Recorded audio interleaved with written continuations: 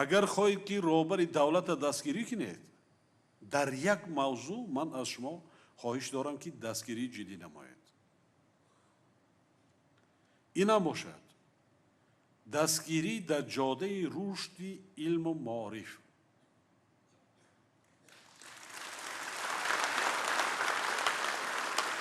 ما فکر نسل‌های جوان، نسل‌های آینده را کنیم از حالا. ما علاقه 100 سالها دیر ماندیم. سرعت علم، تکنولوژی، تکنیک در جهان به درجه هست که هر روز تغییرات است، پیشروی است. یک چیزی نو است. برای خواندن تحصیل دختران و پسران در مکتب‌های میانه و آموختن آنها کسب و هنر، علم و دانش جدی کمک کنید، کمک رسانید، تاکید کنید در نمازها، در موعظه خوانیاتان، در روزهای جمعه که فرزندان خواند. ملت بی سواد ماند، دولت آینده ندارد. از همه اهل علما، خادمان دین، از همه روحانی ها، از همه کارمندان کمیته دی و دیگر علیزیا که همین جاده ما را همه طرفه دستگیری کنید.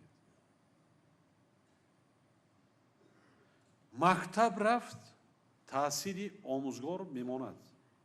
بینید چقدر جوانان دست به جنایت زده ایستاده است.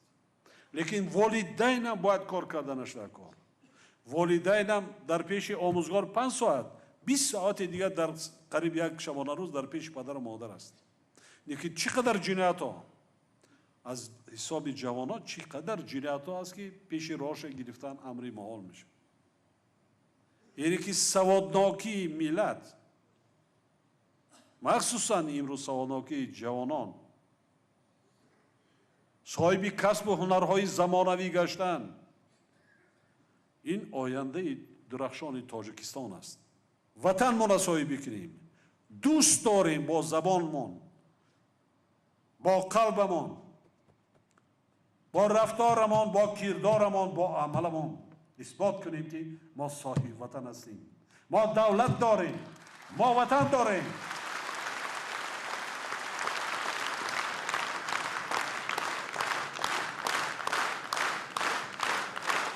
انا در همین جاده و همه شما اهلیزیای مملکت، همه حاضرین، مخصوصا اهل علما، سپارش و درخواست و پیشنهاد و طلب من همین است. انشالله آینده تاجیکستان اگر همین هدفها و مقصدهای نیکی ما عملی شوند درخشان است. سلامت باشید. یک جان تشکر.